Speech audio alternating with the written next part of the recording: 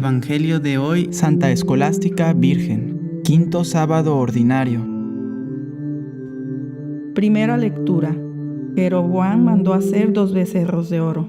Del primer libro de los Reyes. En aquellos días, Jeroboam, rey de Israel, pensaba para sus adentros: el reino todavía puede volver a la casa de David. Si el pueblo sigue yendo a Jerusalén a ofrecer sacrificios en el templo del Señor, acabará por ponerse de parte de Roboam, rey de Judá, y a mí me matarán. Por lo tanto, después de consultarlo, Jeroboam mandó hacer 2 becerros de oro y le dijo al pueblo: ya no tienen para qué ir a Jerusalén, porque aquí tienes, Israel, a tu Dios, el que te sacó de Egipto. Él colocó uno de los becerros en Betel, mientras el pueblo iba con el otro a la ciudad de Dan. Además mandó construir templos en la cima de los montes y puso de sacerdotes a hombres del pueblo, que no pertenecían a la tribu de Leví. Instituyó una fiesta el día 15 del 8º mes, parecida a la que se celebraba en Judá. Él mismo subió al altar en Betel para ofrecer sacrificios a los becerros que había mandado hacer, y ahí, en Betel, designó a los sacerdotes para los templos que había construido. Jeroboam no cambió su mala conducta y siguió nombrando a gente común y corriente para que fueran sacerdotes de los templos que había construido en la cima de los montes. Consagraba como sacerdote a todo aquel que lo deseaba. Este fue el pecado que causó la destrucción y el exterminio de la dinastía de Jeroboam. Palabra de Dios. Perdona, Señor, las culpas de tu pueblo. Hemos pecado igual que nuestros padres, cometimos maldades e injusticias. Allá en Egipto nuestros padres no entendieron, Señor, tus maravillas. En el Horeb hicieron un becerro, un ídolo de oro, y lo adoraron.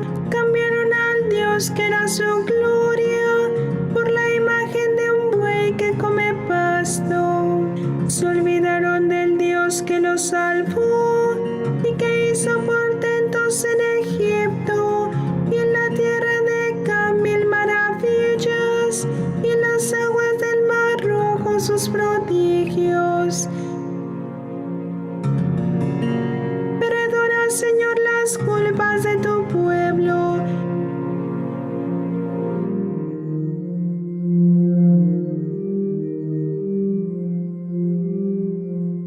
La gente comió hasta quedar satisfecha. Del Santo Evangelio según San Marcos.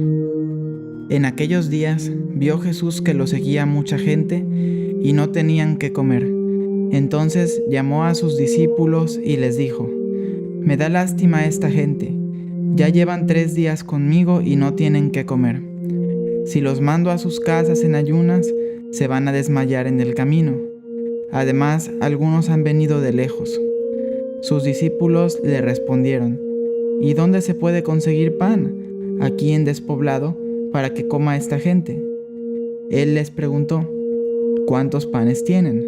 Ellos le contestaron: 7. Jesús mandó a la gente que se sentara en el suelo, tomó los 7 panes, pronunció la acción de gracias, los partió y se los fue dando a sus discípulos, para que los distribuyeran. Y ellos los fueron distribuyendo entre la gente. Tenían además unos cuantos pescados. Jesús los bendijo también y mandó que los distribuyeran. La gente comió hasta quedar satisfecha, y todavía se recogieron 7 canastos de sobras. Eran unos 4000. Jesús los despidió y luego se embarcó con sus discípulos y llegó a la región de Dalmanuta. Palabra del Señor. Un saludo a quienes están viendo este video en el segmento de Evangelio de hoy de nuestro canal Grazia TV. Y pues nos encontramos en el quinto sábado ordinario, celebrando la memoria de Santa Escolástica Virgen. Santa Escolástica fue la hermana de San Benito, el fundador de la orden benedictina.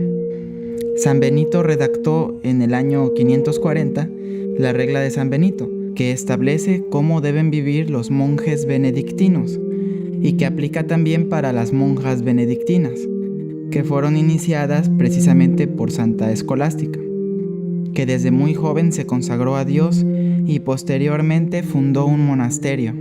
Se sabe muy poco sobre la vida de Santa Escolástica. Sin embargo, es una santa muy importante, pues a ella se encomiendan las monjas benedictinas y está en el calendario litúrgico. Se relata que visitaba a San Benito una vez al año. Como no podía entrar ella al monasterio, San Benito salía y se iban a una casa a pasar la velada con otros hermanos, orando, cantando alabanzas y discutiendo asuntos espirituales. Y según San Gregorio, la santa presintió en una ocasión que no volvería a ver a su hermano. Por eso le pidió que se quedara ahí hasta el día siguiente. Pero San Benito no quería romper las reglas del monasterio, mismas que él había hecho, y por tanto debía dar ejemplo de cumplirlas cabalmente. Santa Escolástica, al ver que San Benito no aceptaba quedarse, rogó a Dios que le ayudara. Entonces comenzó una fuerte tormenta, de manera que San Benito no tuvo opción sino quedarse. Estuvieron esa noche hablando de asuntos espirituales y 3 días después, increíblemente, se dice que Santa Escolástica murió y San Benito tuvo una visión de ella ascendiendo al cielo en forma de paloma. Por eso a veces se representa a Santa Escolástica con una paloma en su mano. Podemos reflexionar sobre el tema de las reglas y la obediencia. Hay pocas personas en el mundo que dan tanta importancia a las reglas como se la da a la orden benedictina. Las reglas son necesarias para proteger a los monjes y a las monjas con respecto del mundo, la carne y el diablo, que les impedirían seguir el camino de perfeccionamiento. Las reglas, si se obedecen con toda diligencia, son un muro muy difícil de vencer contra el enemigo. Sin embargo, en el relato de Santa Escolástica queda patente tanto la importancia tan grande que el fundador dio a la regla, como el que Dios ha querido dejar constancia de que puede haber excepciones. En una situación en la que seguir una regla pudiera traer complicaciones, podemos dirigirnos a Dios para que las circunstancias nos excusen del cumplimiento. También es posible que el superior, habiendo meditado sobre el relato de la tormenta, dé un permiso especial en circunstancias particulares si intuye que Dios lo aprueba. Por otra parte, hemos escuchado en la lectura del primer libro de los Reyes cómo Jeroboam, el antiguo siervo de Salomón, que se quedó con 10 tribus de Israel, se dio cuenta que si la gente visitaba Jerusalén, acabarían por regresar a servir al hijo de Salomón. Entonces fue que decidió cambiar totalmente la disciplina de la religión. Hizo becerros de oro, mintió diciendo que ellos eran el Dios que había liberado al pueblo de Egipto. Construyó templos en diversos lugares que en aquel tiempo estaba prohibido, pues solo se podía hacer culto en el templo de Jerusalén. Y también asignó sacerdotes que no estaban consagrados ni eran de la tribu de Leví, como Dios había mandado. Cuando un grupo de personas de una religión decide separarse del resto de personas de esa misma religión, a eso se le llama cisma. Es lo que ocurrió con Jeroboam y las 10 tribus que se separaron. A veces la doctrina de los que se separan no es cambiada por creer honestamente que antes había errores en ella, sino que es cambiada con la intención de evitar que la gente vuelva a unirse a la anterior religión y por cuestiones políticas. Sin embargo, las doctrinas falsas son dañinas. Con el tiempo, Jesús dirá a la mujer samaritana, miembro de esas tribus que se habían separado: ustedes adoran lo que no conocen, nosotros adoramos lo que conocemos, porque la salvación viene de los judíos. La salvación llegó en Jesús, de la tribu de Judá. Por último, respecto al Evangelio de hoy, se trata del pasaje de la segunda multiplicación de los panes. Hay 2 multiplicaciones, en la primera sobran 12 canastos y en la segunda sobran 7 canastos. En la Biblia, en el Antiguo Testamento, Dios mandó el pan del cielo, el maná, para alimentar al pueblo en el desierto. Ahora Jesús mismo, con la gente en el desierto, toma el pan, producido de manera normal en la tierra y con el trabajo humano, y realiza un milagro para alimentar a las grandes masas de gente. Jesús toma lo que le dieron los discípulos, que era insuficiente para alimentar bien a la gente, y con el milagro hace que baste y sobre. El número de personas no importa. Este milagro siempre se ha visto como símbolo de la Eucaristía, de la comunión.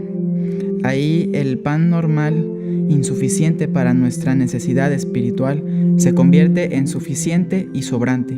Nos lo entregan por orden de Jesús, que dijo: denles ustedes de comer, los sucesores de los apóstoles, que son los obispos y los sacerdotes. En el milagro Jesús da gracias por los panes antes de partirlos. Eucaristía significa eso, acción de gracias. Es la oración de Jesús la que suscita el milagro. Es lo que nos dice la Iglesia que ocurre en la misa. El pan se convierte ese alimento milagroso por la oración de Cristo en el sacerdote. Te damos pues gracias, Señor, principalmente por el milagro de la Eucaristía, del cual recibimos el alimento suficiente y sobrante para nuestro caminar en el desierto. Nos proponemos estar contigo, aunque sea en el desierto, porque sabemos que seremos alimentados milagrosamente. Como Santa Escolástica y a diferencia de Jeroboam, te pedimos el don de la obediencia para volar al final de nuestras vidas hacia tu presencia. Amén. Hermanos, les pedimos que si este video les fue provechoso para su vida espiritual, pongan me gusta, se suscriban, lo compartan y vean los demás videos que subiremos diariamente. Que se acerquen a la iglesia y participen. Dios les bendiga. Hasta mañana.